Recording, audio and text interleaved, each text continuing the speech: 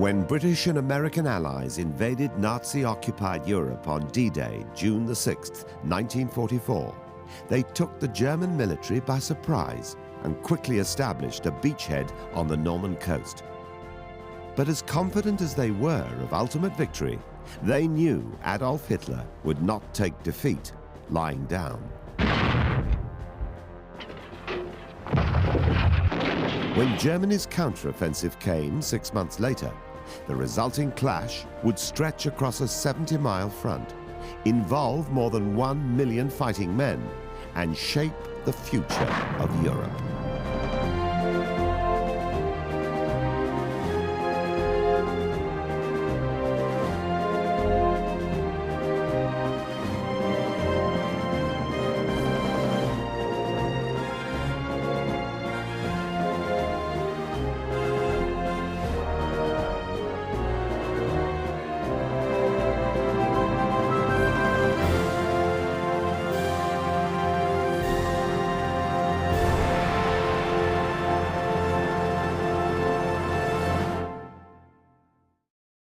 Following a nearly unbroken string of successes lasting from 1932 through to 1942, Adolf Hitler and Nazi Germany began to believe they were truly invincible.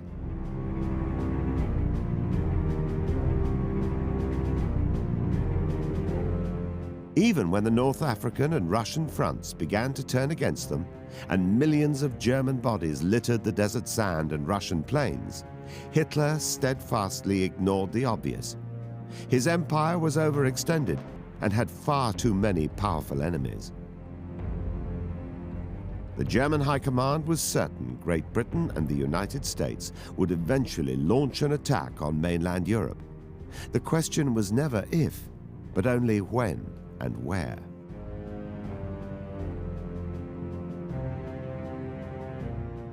Despite intelligence reports of a massive buildup of Allied troops in England, when D-Day came, Hitler's defenses along the French coast were unable to contain the avenging tide.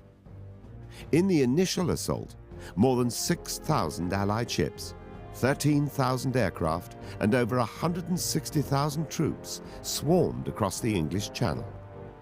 Within a month, 250,000 additional men and an equal number of vehicles had landed on the continent. With their efforts now split between the Allies in the west and the Russians in the east, the Germans simply could not resist the onrushing wave of destruction. Although it must have seemed like an eternity to the Brits and Yanks doing the fighting, success came relatively fast. By the end of July, the Allies had broken out of Normandy. Now, British and Canadian forces drove through Belgium on their way to liberate the Dutch port of Antwerp. Simultaneously, the Americans fanned out east and northeast across central France towards Belgium and Luxembourg.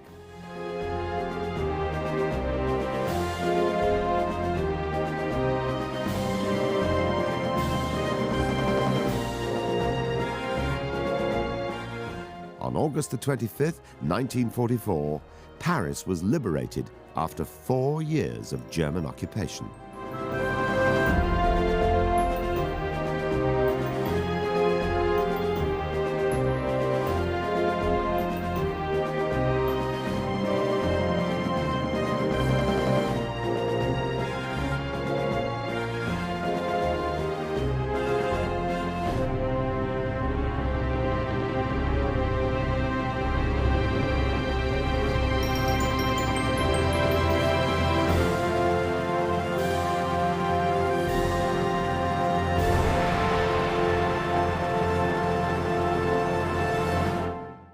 By September the 3rd, less than 3 months after D-Day, Brussels was liberated by the British, and a week later, Americans reached Aachen and the German border.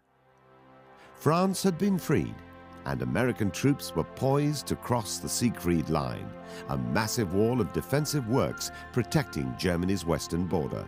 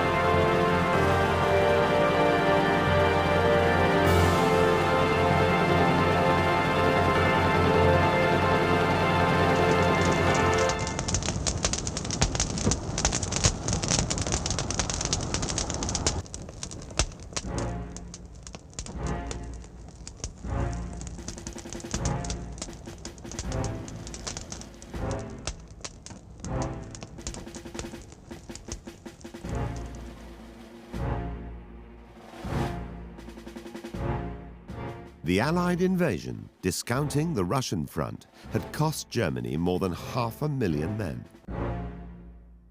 Nearly all their tanks, field artillery and trucks, and had severely crippled the Luftwaffe.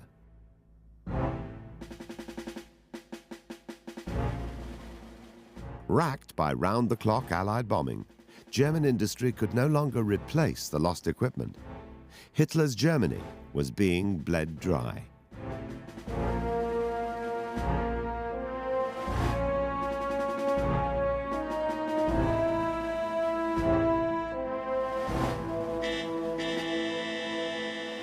Desperate to bolster its shrinking military, Germany called up every man between the ages of 16 to 60 and threw them into the fight to save the fatherland. But still the Allies came.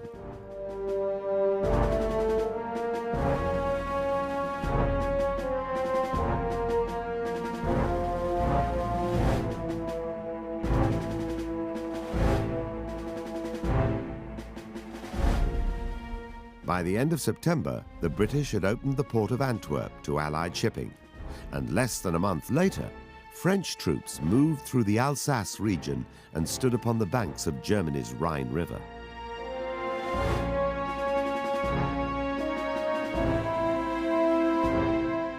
If the German military was not unraveling fast enough in the field, strife in the high command only made matters worse. 3 weeks after D-Day, General von Rundstedt, Hitler's commander of all troops in Western Europe, resigned in disgust. 2 weeks later, the massively popular General Erwin Rommel also quit, leaving German troops in occupied France with virtually no experienced leaders.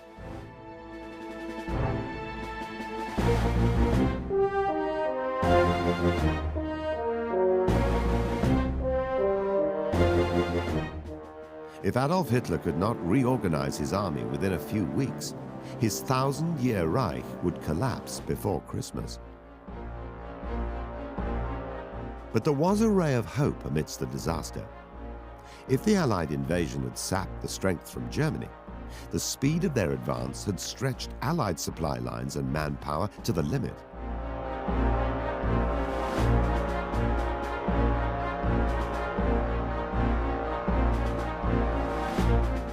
Adding to Allied problems, by September the days grew shorter and sunny weather turned to constant rain and fog, reducing their ability to keep pressure on the retreating Germans.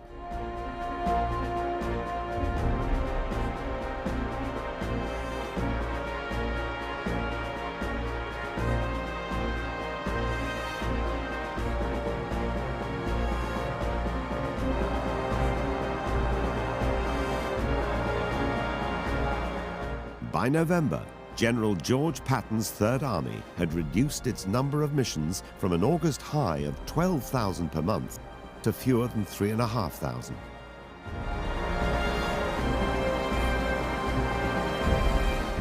Six months of relentless fighting and marching, followed by weeks of rain, slowed the Allied advance to a crawl.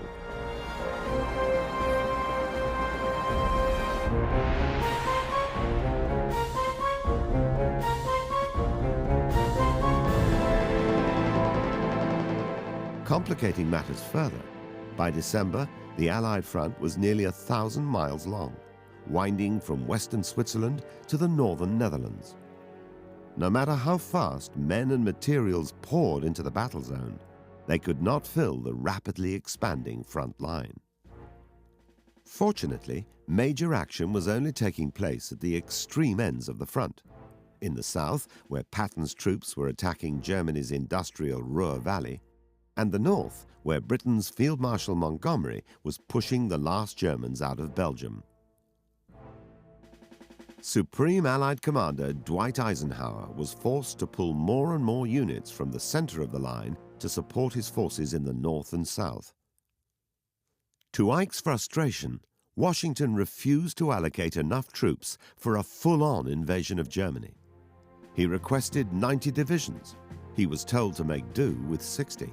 Leaving a 30% manpower shortage. This shortfall might have been offset by increased aerial bombing, but rain and fog swirled across Europe that winter, making flight nearly impossible. By December 15th, less than 83,000 GIs held 500 miles along the center of the American line. This area encompassed the entire Belgian-German border, including the Ardennes forest, the staging point for Hitler's 1940 blitzkrieg invasion of France. There was no immediate reason to panic, but Ike knew he could not keep shifting men around indefinitely. If more troops did not arrive soon, the Allies would be forced to dig in for the winter, and that would give Hitler precious time to regroup. As autumn dragged into winter, the Allies found themselves in a situation similar to the one the Germans had been in prior to D-Day. Too few men with too few supplies stretched along too many miles of front. If the purely logistical problems of men, equipment and weather were not worrying enough, Allied commanders were often at loggerheads over tactics and goals. The worst rivalry was between British Field Marshal Bernard Montgomery and American General George Patton. Both were strong-willed men who balked at the thought of compromise, yet their styles were completely different. Montgomery, having suffered tremendous losses over 6 years of war, was cautious. Patton, however, would stop for no one and nothing in his headlong drive into Germany. These mighty warlords hated each other with a vengeance. Eisenhower's only consolation was that they were stationed at opposite ends of a very long front line. When Patton's drive into Germany forced Eisenhower to pull troops away from Montgomery's Antwerp offensive, Monty felt understandably insulted. But Patton was taking heavy casualties. By his own estimates, he'd already lost 4,500 dead, 21,000 wounded, and 37,000 taken prisoner. Reinforcements were essential. Accordingly, at the end of the first week of December, Eisenhower approved an advance along the undermanned Belgian frontier in the hopes of splitting German forces along the southern end of the line. The front would be nearly 60 miles long, and there were only 14 divisions to carry out the mission. Eisenhower took full responsibility for the decision. But by the time his meager forces reached Aachen, they were simply unable to continue. Now defending their own nation, the Germans put up a brutal defense. All along the line, the push faltered and finally stalled. The question now was, who would make the next move? Would Allied reinforcements arrive, or would Hitler play one last card? There were rumors of a major German buildup in the dense Ardennes forest, site of the 1940 invasion of France, and where the Allied lines were now at their thinnest. But with heavy rain and fog, there was no way reconnaissance flights could confirm developments in Germany. In either case, there was no sense of panic at Allied headquarters. No one, including Eisenhower, believed the Germans were still capable of mounting a major offensive.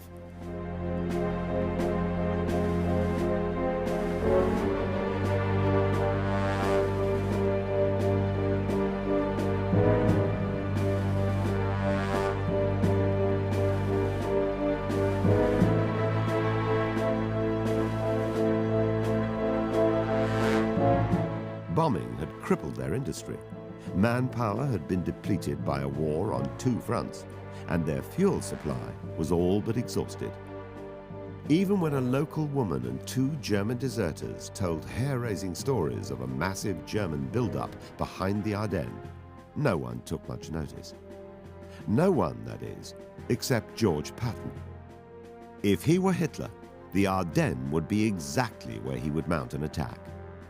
Patton told his staff, "Gentlemen, pull the Third Army out of its eastward attack, turn 90 degrees, and attack north." Long before Patton suspected the Nazis might attack, Adolf Hitler and his high command were deep in conference. On September the 16th, 1944, the day Field Marshal Montgomery began his drive toward Antwerp, General Alfred Jodl was giving a report on the deteriorating conditions on both eastern and western fronts when Hitler interrupted him. "I have just made a momentous decision. I shall go over to the counterattack here, out of the Ardennes, with the objective of taking Antwerp." Certain the war was already lost, his generals listened in stunned silence as the Führer explained his plan.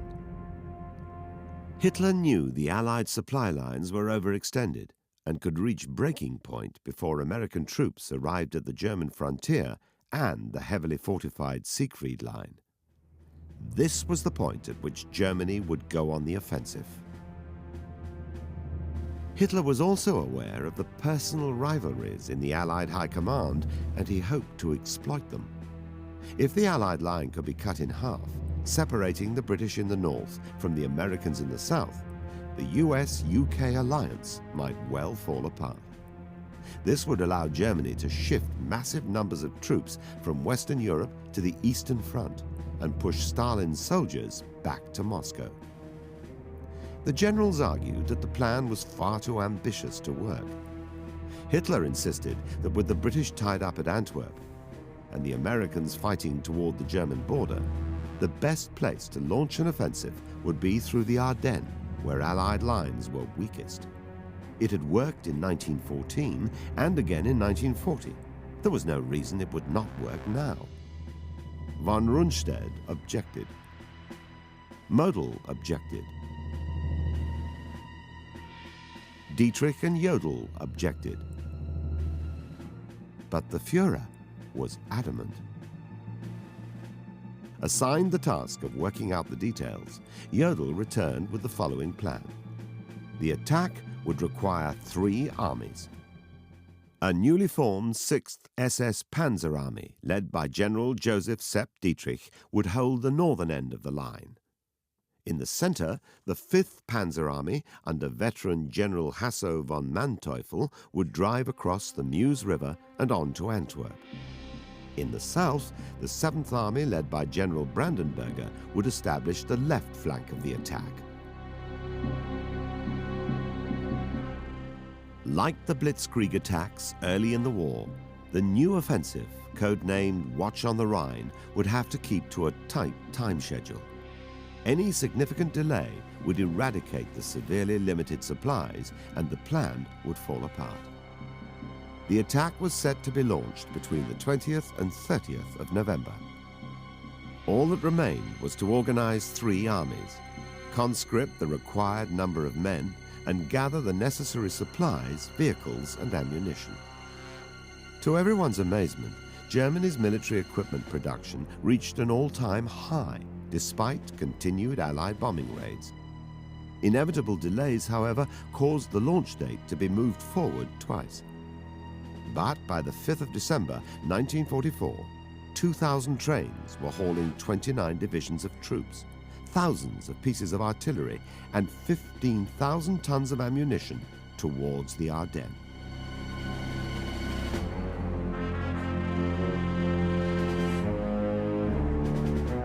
The 3 German armies were still low on manpower and supplies, but it was the last best hope they had to sweep back the Allies. Fortunately for Hitler, heavy fog and rain kept the advance invisible. The attack, now renamed Autumn Fog, was scheduled to open on December the 16th.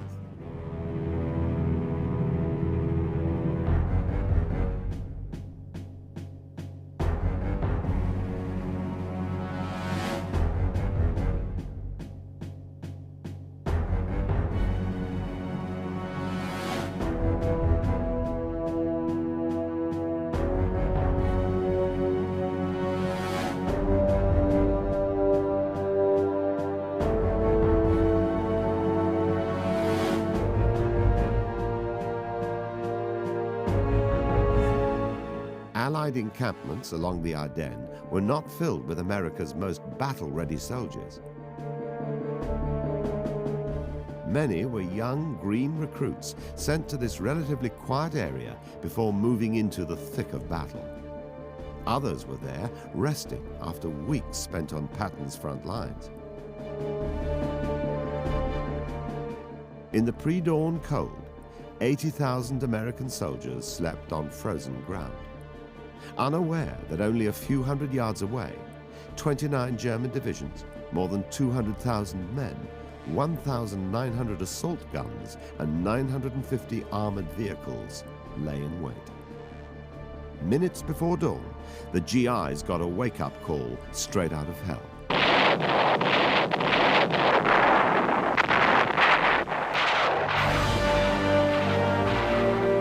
At 5:30 a.m., Hitler's big guns opened up, belching fire and death on the unsuspecting Americans.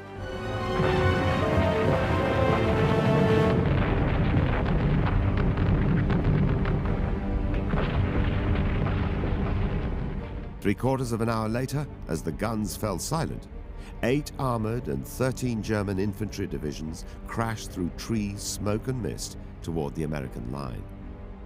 Panicked and disorganized, thousands of terrified GIs scattered blindly. Others called their headquarters with desperate requests for reinforcements, whilst many fiercely stood their ground. Meanwhile, German commanders were trying to gauge the success of their advance. In the north and south, Generals Dietrich and Brandenberger had to establish hard shoulder emplacements, guarding the flanks of the advance and keeping the Americans from cutting them off. Without the hard shoulders, Manteuffel's 5th Panzer Army in the center would be vulnerable to attack from both sides. At the north end of the line, Dietrich knew he would have to contend with extremely rough terrain and dense forests in the Lossheim Gap, an area relatively well guarded by the Americans. Spearheading the drive through the gap, with orders to reach the Meuse River, was SS Colonel Jochen Peiper. Commanding 110 tanks and 4,000 men, Peiper was young, handsome, intelligent, and brutally sadistic. A veteran of the horrific Russian front, Peiper was the ideal choice to clean out the Lossheim Gap. Sadly for his division, a bomb-damaged bridge and fierce resistance created a massive traffic jam.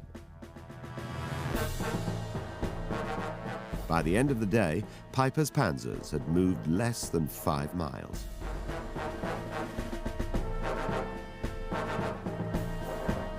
The next morning, Peiper detoured south around Lossheim, ploughing westward toward the village of Malmedy. At about 2 p.m., Peiper's main column surprised a U.S. field observation convoy.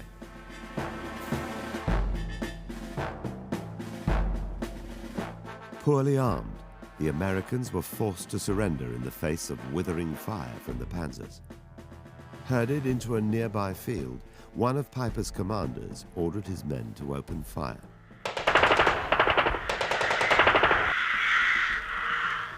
Within minutes, 81 unarmed American prisoners died in a hail of gunfire. The following morning, Peiper's advance was again halted when the only 3 bridges across the Ambelville and Sarm rivers were blown up as his tanks approached.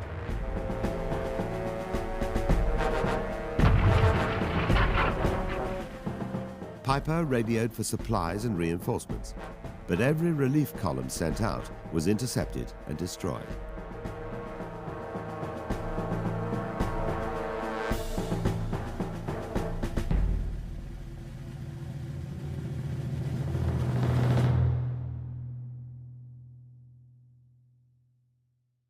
For nearly a week, Peiper fought against a swelling number of U.S. troops bent on revenging the massacre at Malmedy.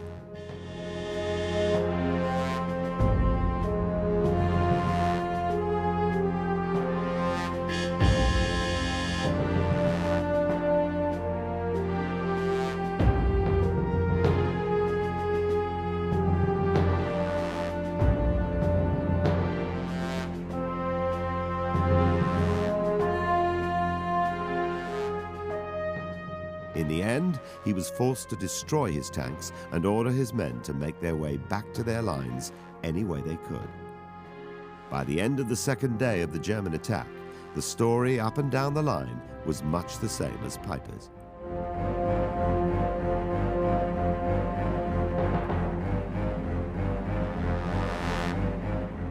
A planned parachute assault was 24 hours late in arriving, and high winds scattered the troops over miles of countryside.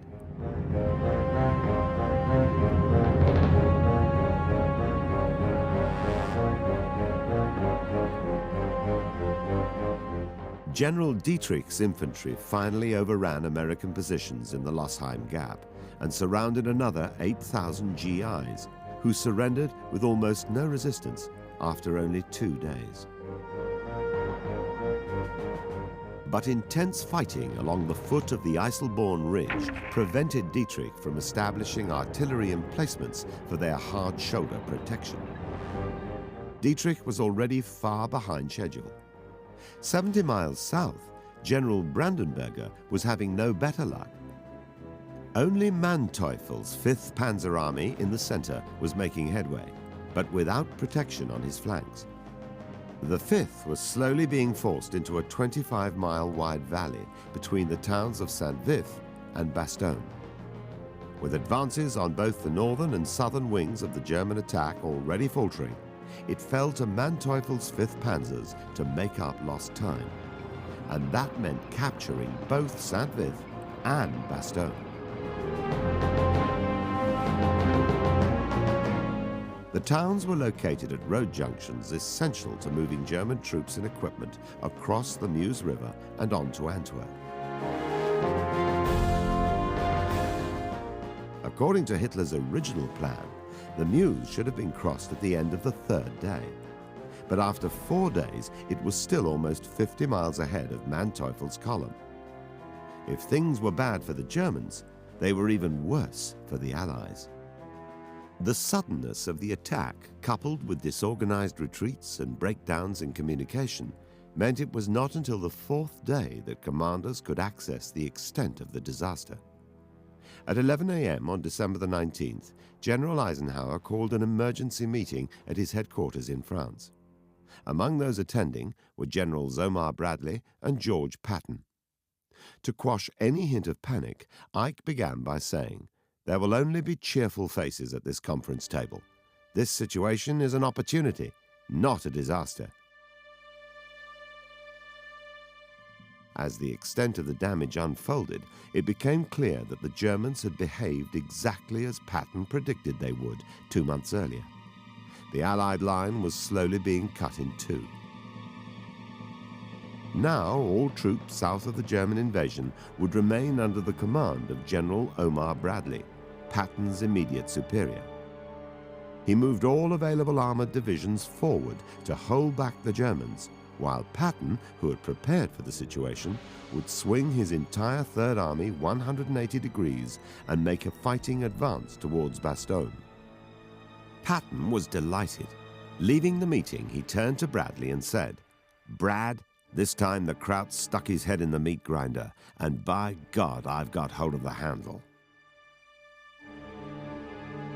To hold the line north of the German spearhead, Eisenhower placed both British and American troops under the command of Field Marshal Montgomery. Some American officers resented being commanded by Montgomery, but Eisenhower knew it was the wisest move. It also ensured that British reserves would be brought into the battle and help take pressure off the fracturing American lines. Immediately, Montgomery began moving the nearest unit, the 82nd U.S. Airborne, to shore up American positions at Saint-Vith. But moving tens of thousands of men from all along the line took time. The most important thing at the moment was to consolidate the front, even if it meant sacrificing territory. Ike authorized Bradley to pull back as far as the Meuse, but under no circumstances was he to abandon the men trapped at Saint-Vith and Bastogne by Manteuffel's Fifth Army.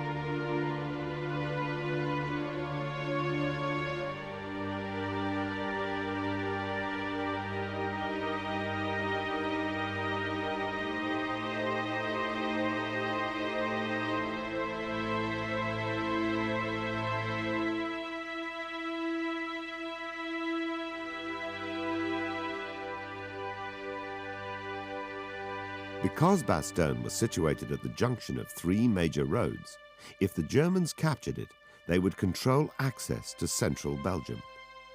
Every minute the Americans kept Bastogne free, the more likely it became that reinforcements would arrive. As Manteuffel approached Bastogne on December the 17th, local commanding officer Major General Troy Middleton sent his few tanks to guard the town's eastern perimeter.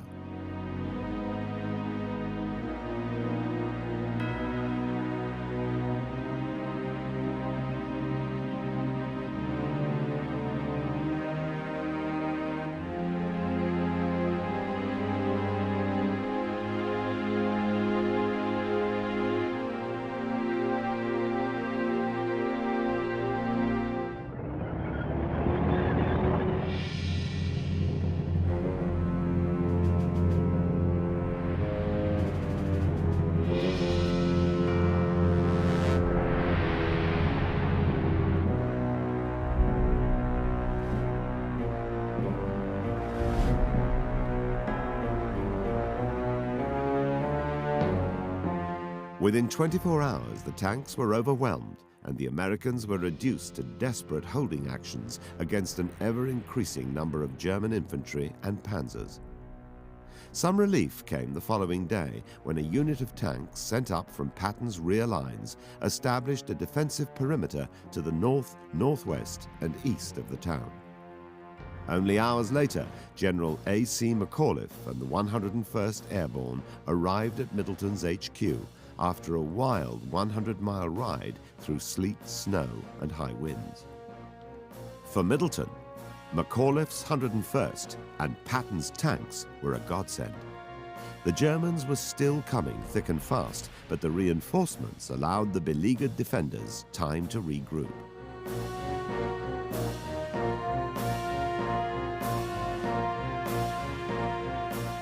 But 2 days later, on the 20th of December, Manteuffel's main force moved around Bastogne, leaving units of infantry and heavy artillery to besiege the town. With Bastogne surrounded on three sides, the Germans began a storm of shelling. Heavy artillery, tanks, mortars and rifle fire came in a solid wall hour after hour for more than 2 days as the Germans attempted to overrun the town. On the afternoon of the 22nd, German officers under a flag of truce demanded the surrender of Bastogne. General McAuliffe, now in command, pondered only seconds before sending back his one-word reply: nuts. When the Germans asked what it meant, they were told it meant, go to hell. As the bemused Germans returned to their line to resume the siege, both they and McAuliffe could hear distant shelling. Patton's Third Army was on its way to Bastogne.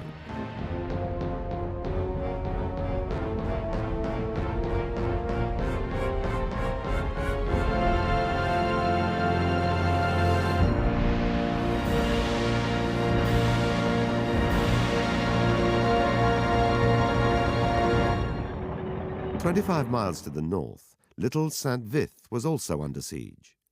A few heavy guns set in outlying areas had mounted a fighting retreat towards Saint-Vith, helping establish perimeter defenses. But the number of German troops swirling around the village soon left Saint-Vith a tiny island in a hostile sea. Like Bastogne, Saint-Vith was a major road junction and essential to the Germans' westward advance. Only hours before General Dietrich's 6th Panzer Army began its assault, the U.S. 7th Armored Division crept into Saint-Vith, narrowly avoiding a head-on collision with the lead panzer column.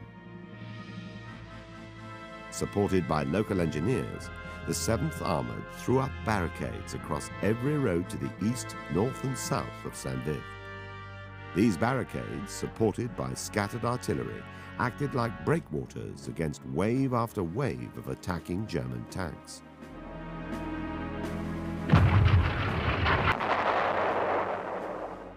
While Saint-Vith fought on desperately, the 82nd Airborne pushed its way in from the west to keep the Germans from creeping behind Saint-Vith's perimeter.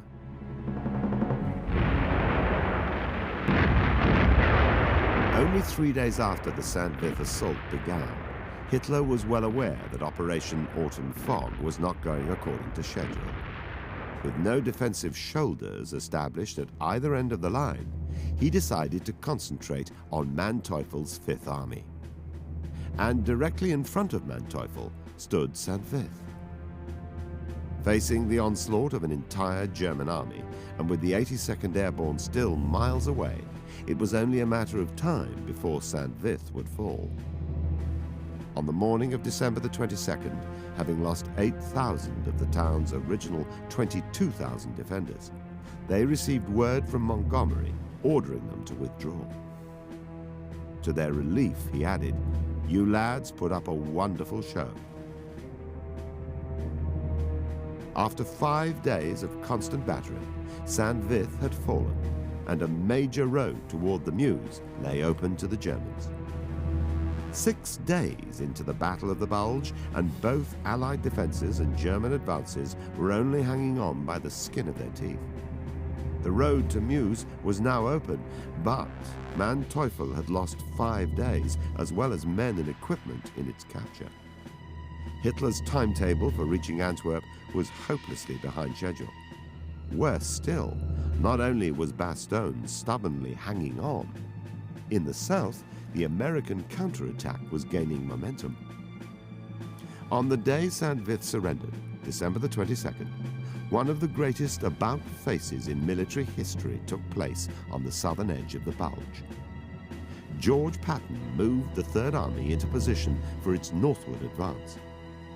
In only 5 days, Patton moved more than 130,000 vehicles, 62,000 tons of supplies, and an entire army, a combined total of 1.5 million miles. Much of it was done in the dead of night, in the coldest weather in history. The winter of 1944-45 was so bitter, the iron nails in German boots literally burned holes into the soldiers' feet.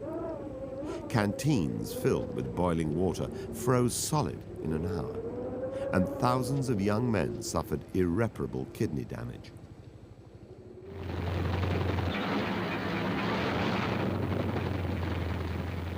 On icy roads, tanks stalled, while trucks and artillery pieces skidded and jackknifed, causing massive traffic jams.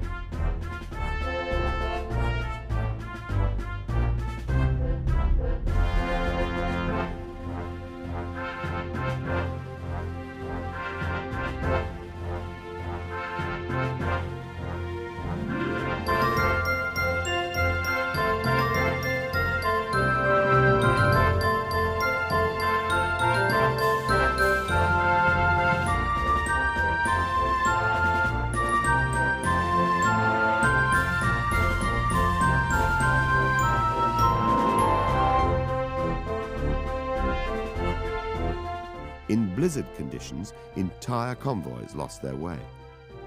At one point, a retreating German artillery column met an advancing American tank column head-on. Blinded by snow, the two sides shelled each other for hours at point-blank range. When it was over, the Americans had only 2 operational tanks left, and the Germans had lost all their equipment and taken nearly 50% casualties.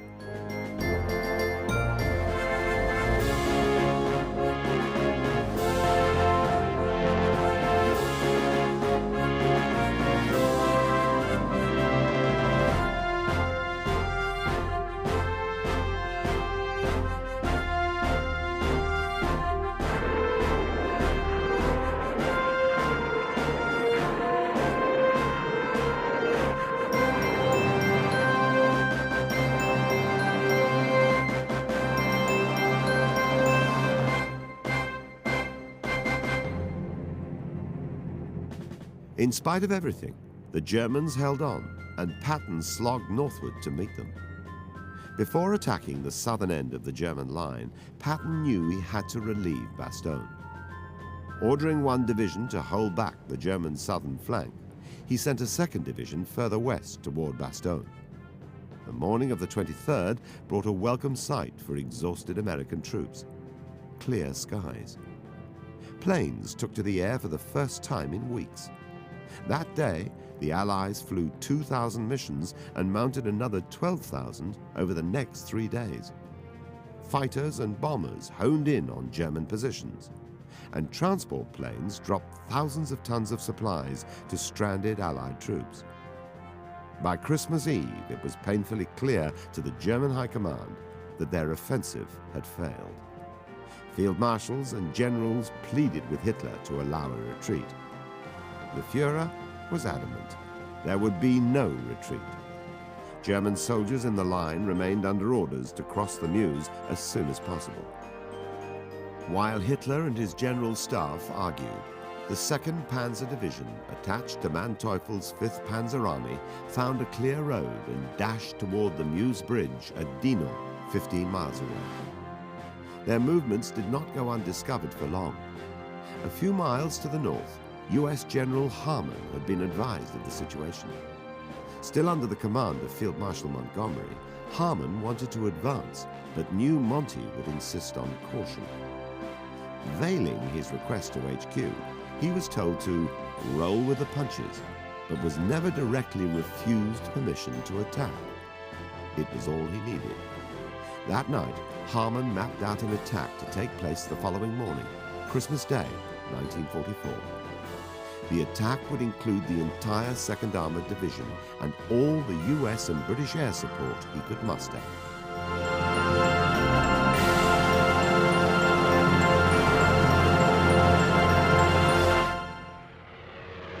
When the Americans and British descended on the German column on Christmas morning, they were only 4 miles from the Meuse.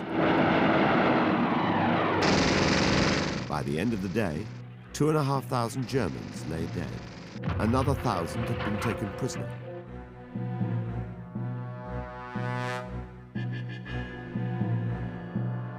"81 of the 2nd Panzer's 88 tanks had been destroyed, along with all heavy artillery and 400 other vehicles. The Germans never reached the Meuse. Despite Hitler's orders, Manteuffel had no alternative but to order a fighting retreat.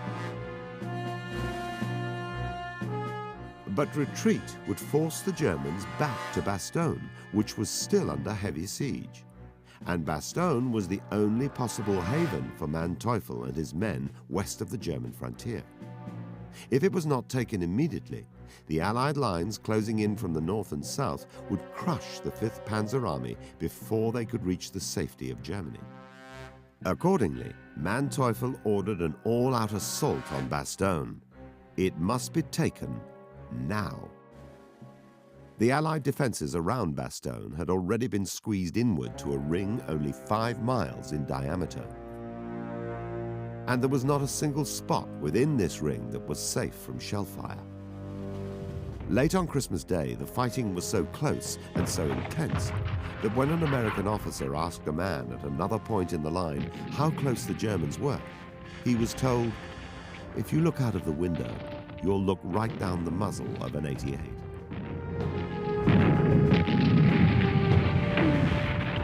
Amazingly, the men of the 101st Airborne held off against the assault with little more than bazookas and small arms. Fortunately, only a few miles to the south, Patton's 3rd Army was closing in.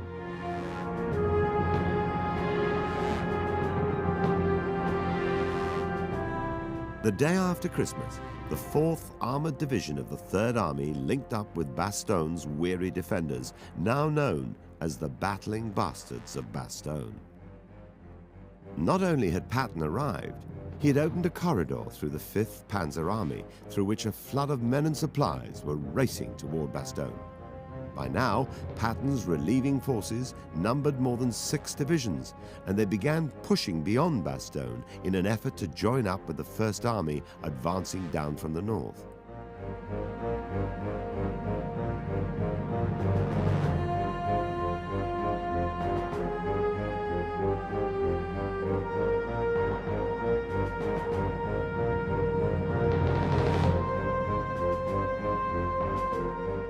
But the Germans were not about to go quietly. As the Third Army trudged north through deep snow and the First slogged its way south, Manteuffel launched a counterattack in a desperate attempt to cut Patton's relief corridor in half.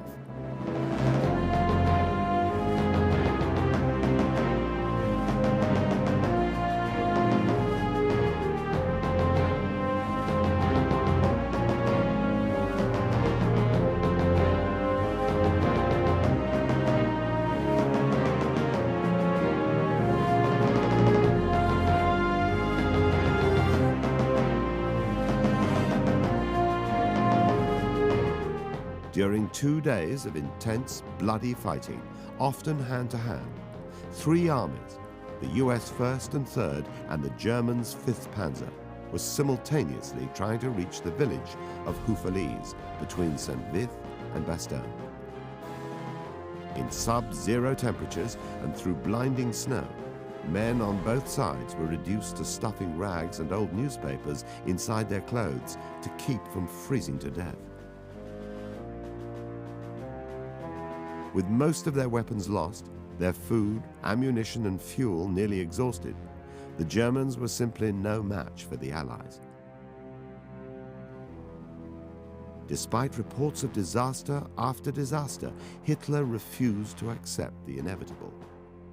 On December the 28th, he said, "Our offensive has greatly eased the situation. The enemy has abandoned all idea of attack." Living in this dream world, Hitler refused to allow his defeated armies to retreat. Instead, he ordered a new offensive to open on New Year's Eve. The few reserve units which might have helped shore up positions in the Bulge were rerouted southward in an attempt to distract the Allies.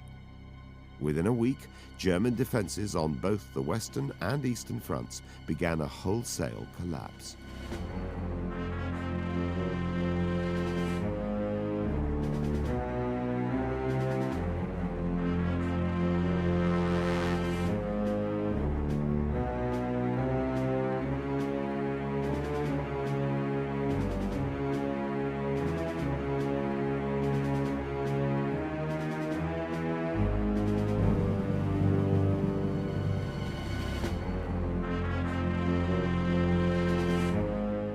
On January the 12th, the Russians mounted a massive new offensive in Poland and East Prussia.